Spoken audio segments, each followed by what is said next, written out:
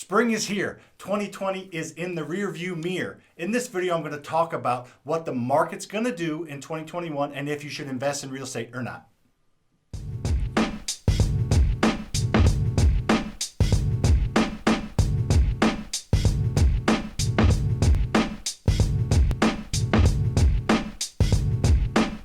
In this video, I'm going to go into a little bit of detail on what the market is doing and why it's doing what it's doing. But if you want a further detail or further explanation on investing in real estate and how you can grow a rental portfolio without using any of your own money, check out the link in the bio, freerentalwebinar.com. It's a free training, no strings attached. I go over a lot of what I have done to grow a 125 unit rental portfolio without using any of my own money. So if you want more detail, go check that out. But for now, let's talk about the hot market. So I've talked to a lot of very seasoned real estate investors, and every single one that I've talked to has said this is the hottest market they have ever seen. We're talking from Seattle to New York down to Texas, across the entire country. The real estate market is hot right now. So the market is hot for three main reasons: supply, demand, and interest rates. So let's break those down quickly. Supply is extremely low right now. There's just not enough houses out there to meet the demand. Demand is really high. That means any product that comes on the market, any house that comes on the market is going to get scooped up quickly at a high price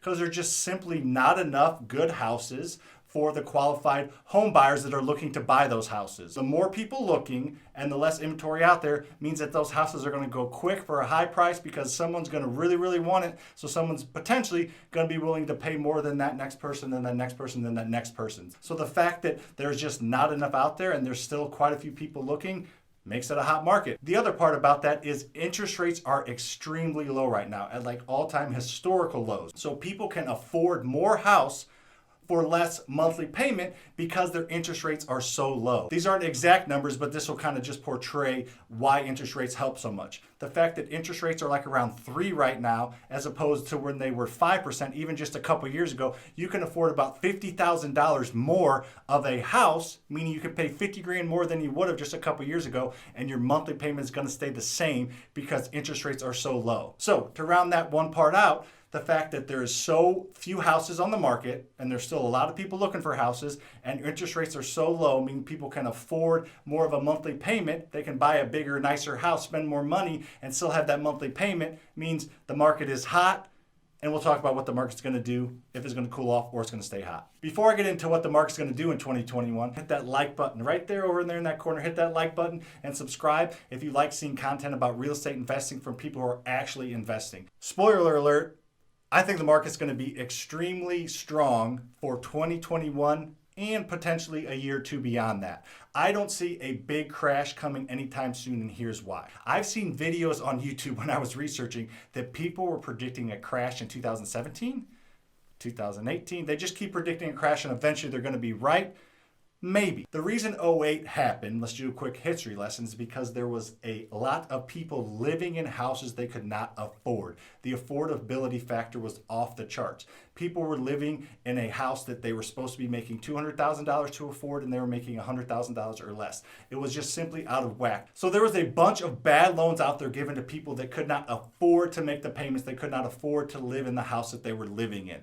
That's simply not the case anymore. That was a big no-no, a big boo-boo by the banks. They got their hands slapped, and now there are much stricter and much more stringent regulations. So that '08 crash, there's not a big bubble of people living in houses they can't afford. So that's the first part of it. There's just not the data out there to support a huge crash. Now, could there potentially be an interest rate adjustment or some more properties put on the market, builders build more houses to kind of get that supply and demand and interest rates a little more in whack? Yes, but even if that does happen, that potentially means a slowdown or maybe a fender bender, but it does not mean a crash. I know you maybe saw this video thinking that I was calling for the next crash, like all those other, those other videos you see out there, people trying to get the clickbait, but that's simply not the case. I'm never going to do that. I'm just going to tell you what I see and the connections that I have here locally in the Midwest and around the country and what they're seeing. Now that being said, if there's a huge trade war with China or maybe some big actual real war going on,